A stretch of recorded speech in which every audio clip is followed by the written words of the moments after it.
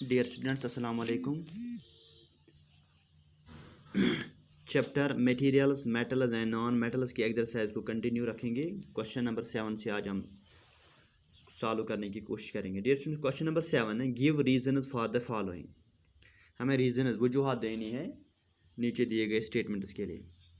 पहला मान है aluminium foils are used to wrap food items. Food items को हम अल्मोनियम फॉइल्स में कवर करते हैं, बंद करते हैं। क्यों? Because aluminum is malleable, soft and does not react with food items, so it is used to wrap food items.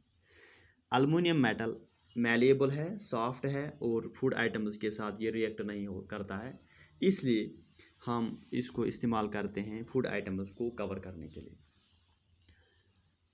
दूसरा है immersion rods for heating liquids are made up of metallic substance. Immersion rods जो होती हैं heating liquids के लिए, ये metallic substances की बनी हुई होती। क्यों? Because metals are good conductors of heat and electricity, hence immersion rods are made up of metallic substances. जो मेटल्स हैं they are good conductors of heat and electricity, hence immersion rods are made up of such materials. C is copper can not display zinc from it salt solution. Copper zinc को उसके salt solution से displace नहीं कर सकता है। क्यों? Because copper is a less reactive metal than zinc, so it can not display zinc from it salt solution. हमने देखा है एक मोर रिएक्टिव एलिमेंट मेटल दूसरे लेस रिएक्टिव मेटल को डिस्प्लेस करता है उसके सोल्यूशन से। यहाँ देख क्या बात है, कॉपर लेस रिएक्टिव मेटल है जिंक से, इसलिए ये जिंक को डिस्प्लेस नहीं कर सकता है जिंक सल्फेट से उसके साल्ट सोल्यूशन से। Question number another part is sodium and potassium are stored in kerosene. Sodium और पोटेशियम ये हमें केरोसिन में स्टोर करने पड़ते हैं, ये हम ओपन एयर में नहीं रख सकते हैं। क्यों?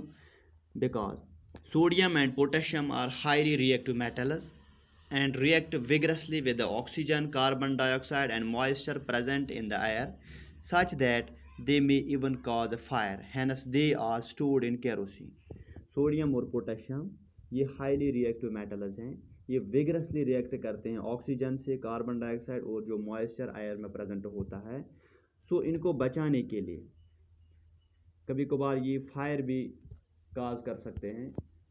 इस रिएक्शन को बचाने के लिए हम सोडियम और पोटेशियम को केरोसिन में स्टोर करते हैं। क्वेश्चन नंबर 8 थे can you store lemon pickle in an aluminium utensil. Explain. क्या आप लेमन पिकल, लेमन का अचार अल्मोनियम यूटेंसिल में रख सकते हैं? एक्सप्लेन करना है।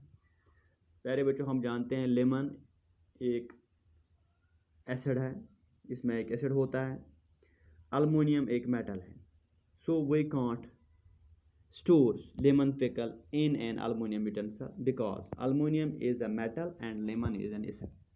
The acids on reaction with metals produce hydrogen. ये हमने पढ़ा है, एसिड्स जब मेटल्स के साथ रिएक्ट करते हैं वहाँ प्रोड्यूस होता है hydrogen which would spoil the food and reduce render it unfit for use. ये हमारे इस ग़िज़ा को ख़राब कर सकते हैं और अनफिट बना सकते हैं इस्तेमाल करने। Question number 9 is match the words given in column 1 with those in column 2. Column 1 को कॉलम 2 के साथ मिलाना है, अप्रोप्रिएट आंसर दे। कॉलम 1 में gold, iron, aluminium, carbon, copper, mercury, ये मेटल्स और नॉन मेटल्स का ग्रुप है। हमें देखना है कि ये कहाँ कहाँ हम इस्तेमाल करते हैं। कॉलम 2 में थर्मोमीटर्स में हम क्या इस्तेमाल करते हैं, इलेक्ट्रिक वायर्स किन से बनाते हैं हम, रैपिंग फूड में कौन सा मेटल या नॉन मेटल इस्तेमाल होता है, ज्वेलरी में कौन सा मेटल इस्तेमाल किया जाता है, मशीनरी में हम कौन सा मेटल इस्तेमाल करते हैं, फ्यूल के लिए हम क्या इस्तेमाल करते हैं। गोल्ड हम डियर स्टूडेंट ज्वेलरी में इस्तेमाल करते हैं, आयरन हम मशीनरी बनाने में इस्तेमाल करते हैं, अल्मोनियम हमने अभी पढ़ा है रैपिंग फूड आइटम्स में, कार्बन फ्यूल इस्तेमाल होता है, कॉपर से हम इलेक्ट्रिक वायर्स बना सकते हैं, हम अल्मोनियम से भी कॉपर ये इलेक्ट्रिक वायर्स बना सकते हैं, लेकिन copper is a good conductor than aluminium. उसके बाद मरकरी, मरकरी हमने अब पढ़ा है 7th में थर्मोमीटर्स में, मरकरी हम इस्तेमाल थर्मोमीटर्स में इस्तेमाल करते हैं। क्वेश्चन नंबर 10 है dear students what happens when. क्या होता है तब जब dilute sulphuric acid is poured on a copper plate. जब डाइल्यूट सल्फ्यूरिक एसिड, यहाँ डाइल्यूट सल्फ्यूरिक एसिड की बात है, कंसनट्रेटेड की नहीं, डाइल्यूट सल्फ्यूरिक एसिड जब हम कॉपर प्लेट पर डालते हैं। डियर स्टूडेंट्स, कॉपर एक लेस रिएक्टिव मेटल है। जब हम उस पर डाइल्यूट सल्फ्यूरिक एसिड डालते हैं तो वहाँ से कोई रिएक्शन नहीं होती। अगर हम कंसनट्रेट, इसके बजाय कंसनट्रेटेड सल्फ्यूरिक एसिड इस्तेमाल करेंगे तो वहाँ से एक रिएक्शन होती है। यही लिखा हमने, when dilute sulphuric acid is poured on a copper plate no reaction takes place due to less reactivity of copper. दूसरा पार्ट है iron nails are placed in copper sulphate solution. तब क्या होगा जब हम iron nails copper sulphate solution में डालते हैं। डियर स्टूडेंट्स, जब हम iron nails copper sulphate solution में डालते हैं, आयरन रिप्लेस करता है, डिस्प्लेस करता है कॉपर को कॉपर सल्फेट से, तो एक नया प्रोडक्ट बनता है आयरन सल्फेट, क्योंकि आयरन कॉपर से ज़्यादा रिएक्टिव है। When iron nails are placed in copper sulfate solution, iron replaces copper in copper sulfate to form iron sulfate because iron is more reactive than copper.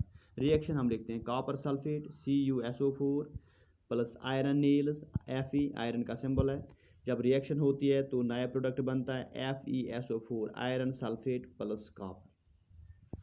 Question number 11 is why is phosphorus stored in water. Phosphorus को हम water में store क्यों करते हैं।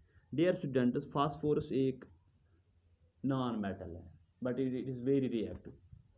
जो ही हम इसको एक्सपोज करते हैं आयर की तरफ तो ये कैच फायर करता है, इसीलिए इसका कंटैक्ट एटमॉस्फेरिक ऑक्सीजन से ख़त्म करने के लिए हम इसको वाटर में स्टोर करते हैं। Phosphorus is a very reactive non metal. It catches fire if exposed to air. To prevent its contact with atmospheric oxygen, it is stored in water. Thank you, dear students.